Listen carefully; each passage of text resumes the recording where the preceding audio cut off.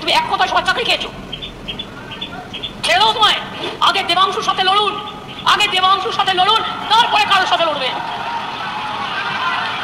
আমরা দিইনি, কেন দিইনি? জেনে শুনেই দিইনি। ছাত্রছাত্রীদের সবচেয়ে বেশি চাকরি খেয়েছেন উনি। মিথ্যে কথা বলে তোমার যদি বলার থাকতো এটা ভুল হয়েছে সংশোধন করে নাও, আমার কোনো আপত্তি নেই। তুমি এক কথায় সবার চাকরি খেয়েছো।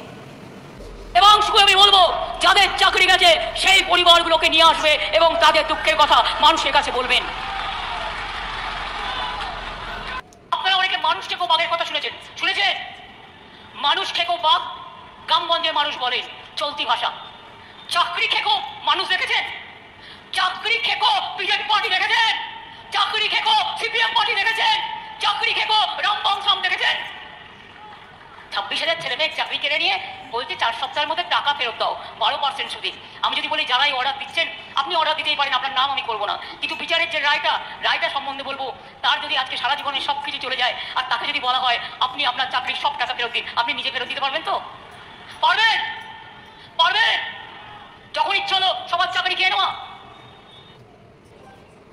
কদিন আগে বিজেপি নেতারা বললো লক্ষ্মীর ভান্ডার 3 মাস বাদে বন্ধ করে দেবো। আমি বলছি ক্যাচ কলা করবে।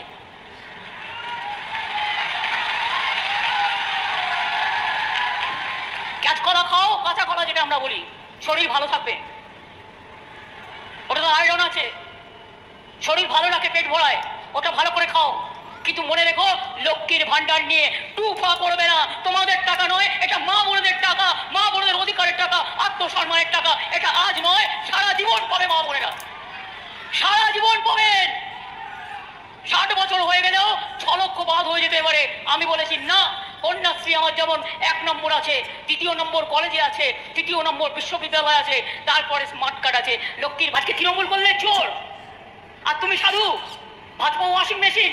তৃণমূল করলে এনআইএ, তৃণমূল আবার ভয় দেখাচ্ছে এই ভোটের পরে এনআইএ দিয়ে দেবো। আরে তুই থাকবি না, তুই এনআইএ করতে দিবি? নিজে কোথায় থাকবি ঠিক কর এখন থেকে।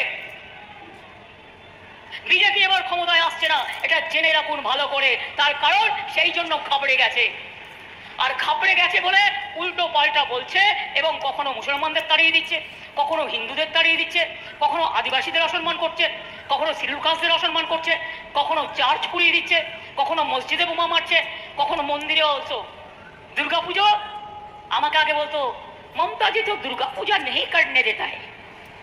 আমরা নাকি দুর্গাপুজো করতে দিই।